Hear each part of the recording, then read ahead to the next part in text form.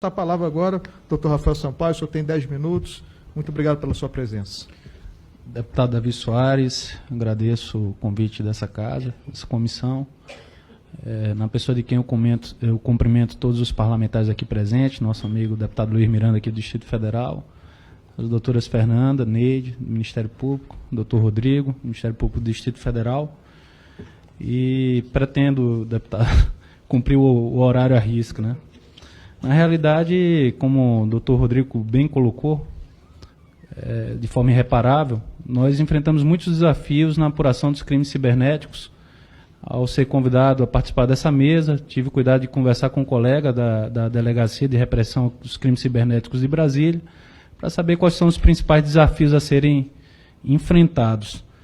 É impressionante como o tempo para a internet ele faz com que as coisas sejam ultrapassadas de forma muito rápida. Talvez essa convenção, quando ela for, né, incorporada pelo Brasil, ela já esteja ultrapassada. Porque 18 anos depois, na velocidade da internet, né, de como as coisas acontecem no mundo digital, talvez já não seja mais o melhor caminho, né? O que acontece é que a Constituição de 88, o que a gente mais tem sofrido nas investigações policiais, é um exacerbamento da reserva de jurisdição, onde tudo nós precisamos para ter acesso aos dados, nós precisamos fazer representações judiciais para ter acesso a simples dados de IP, de identificação pessoal daquela pessoa que mandou uma mensagem com injúria, com ameaça, né? Nós precisamos nos valer do processo judicial, que, por mais que ele seja ágil aqui no Distrito Federal, por exemplo, temos conseguido essas autorizações, às vezes, em menos de uma semana. Para a investigação criminal, muitas vezes, isso representa uma grande perda. Posso trazer um exemplo claro no que aconteceu na investigação, quando explodiram os caixas eletrônicos no Royal Tulip, aqui em Brasília. Brasília, nós não conhecíamos a explosão de caixas eletrônicos, né? Isso era um crime que era alheio à realidade de Brasília.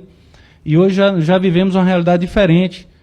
E, infelizmente, esses indivíduos se hospedaram utilizando um site de internet e demoramos uma semana para conseguir o acesso ao IP desses indivíduos que praticaram um crime tão grave, porque tivemos que fazer uma representação judicial, tem todo o procedimento, oitiva do Ministério Público, até o juiz finalmente decidir, termos acesso à decisão judicial, né, informarmos a empresa provedora de internet para conseguirmos o acesso ao IP.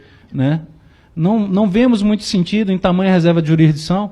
Se nós formos observar a Constituição, ela está tão anacrônica em relação ao tema, que ela prevê que é inviolável o sigilo da correspondência, das comunicações telegráficas, que ninguém usa mais, né? De dados das comunicações telefônicas, salvo no último caso por ordem judicial na forma da lei. Se formos analisar o pé da letra, estaríamos restritos a acesso somente no caso de comunicações telefônicas, né, que já estão ultrapassadas. Hoje o que mais vemos é as pessoas ligando através da internet, né, são ligações VoIP. Então utilizamos diversos mecanismos como WhatsApp, Telegram, Skype, para fazer essas ligações, que já utilizam de um mecanismo que torna a própria lei, né, de acesso aos dados telefônicos ultrapassada. Então, o parlamento ele precisa estar atento a toda essa situação que nós vivemos, precisa realmente ser mais sensível, menos garantista, esses direitos de inviolabilidade, porque a gente não está vendo. Certa vez eu ouvi uma palestra de um colega, e quem é um pouquinho mais velho como eu, se lembra bem disso. Na década de 80, você queria saber de quem era o telefone, você ia na lista telefônica, procurava e achava de quem era o telefone. Era muito simples. Estava lá, ninguém reclamava, ninguém se sentia ofendido. Meu Deus, meu nome está na lista, meu nome não pode estar na lista telefônica. Isso não existe. Não é? Por que esses dados? A identificação a gente vê o tempo todo qualquer alteração relativa a uma identificação que deveria ser um direito aos servidores públicos que necessitam dessas informações, não uma prerrogativa básica. Então, hoje se discute banco genético, não pode porque viola a intimidade. Como viola a intimidade? Então, a identidade datiloscópica viola também?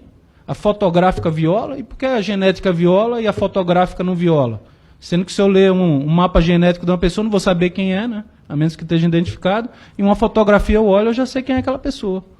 Então nós precisamos nos despir um pouco dessas amarras que estão já totalmente ultrapassadas diante da realidade que a gente vive, e fazer as alterações jurídicas necessárias para permitir que o Estado seja eficiente, seja menos oneroso para o contribuinte. Nós, em todas as discussões que nós ingressamos aqui no Congresso, se discute hoje a situação financeira do país, como vai fazer investimento em segurança, se investir em segurança, se aprovar o pacote anticrime, vai aumentar o número de presos, vai aumentar a despesa do Estado, é o que a gente escuta o tempo todo. E a despesa do Estado, para a gente ter um processo judicial, para cada informação que a gente necessita da internet.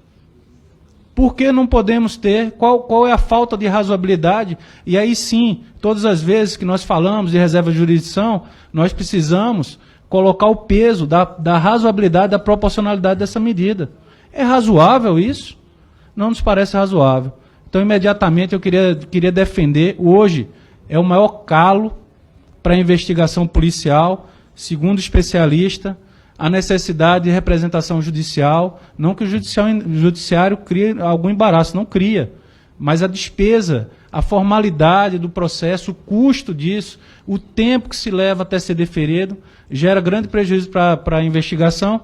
Então, nós pleiteamos que, em primeiro lugar, com uma primeira sinalização, que se altere a lei do Marco Civil da Internet, o seu artigo 22, para que se permita o acesso aos dados de IP pelo delegado de polícia e pelo Ministério Público.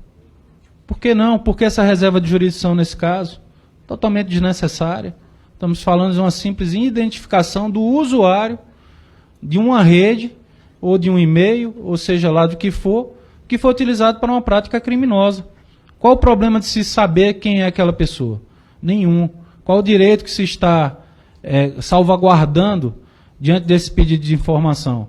Nos parece que é um exagero desproporcional e que nós precisamos buscar a revisão, nós precisamos dar aos agentes da segurança pública, de persecução penal, essas ferramentas, essas alternativas, para que nós não tenhamos, né, saudade de um passado recente da lista telefônica.